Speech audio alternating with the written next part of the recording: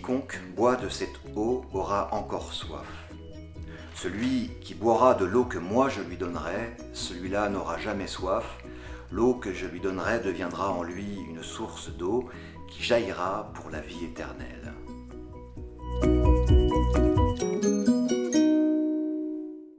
Avez-vous déjà eu soif? Je veux dire vraiment soif, après que vous ayez transpiré tous les sels minéraux nécessaires à votre corps. Lorsque vous commencez à avoir la bouche sèche et pâteuse, à avoir du mal à réfléchir et à sentir que vos capacités physiques diminuent. Tout devient plus dur, d'autant plus dur lorsque vous réalisez tout l'effort qu'il vous reste encore à fournir. Pour ma part, j'ai éprouvé ce type de soif-là à 3 reprises dans ma vie.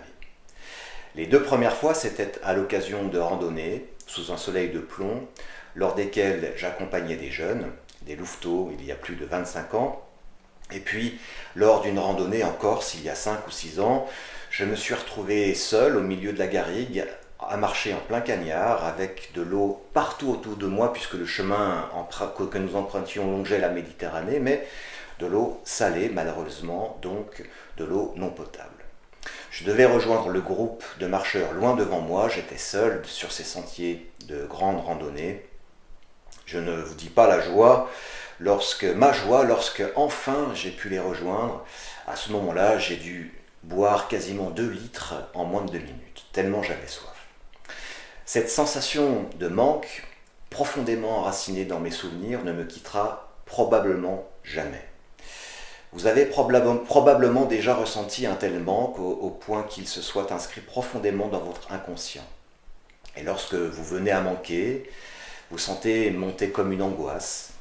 Et plus insidieusement encore, le simple fait de penser que vous pourriez en manquer génère en vous une forme de peur. On peut aussi voir là toutes les formes d'addiction auxquelles nous sommes potentiellement exposés et sujets, smartphones, réseaux sociaux et tout autre produit capable de mobiliser notre attention plus que de mesure. La première fois que j'ai ressenti une grande soif, vous allez peut-être trouver ça bizarre, c'est en me plongeant dans les récits bibliques. Je cherchais des réponses aux grandes questions, mais à la place des réponses que j'attendais, et que j'attends toujours pour certaines d'ailleurs, c'est à ma grande surprise une présence qui s'est installée dans ma vie. Une présence discrète, presque imperceptible au départ, mais qui s'est mise à grandir au fur et à mesure que j'avançais dans mes lectures.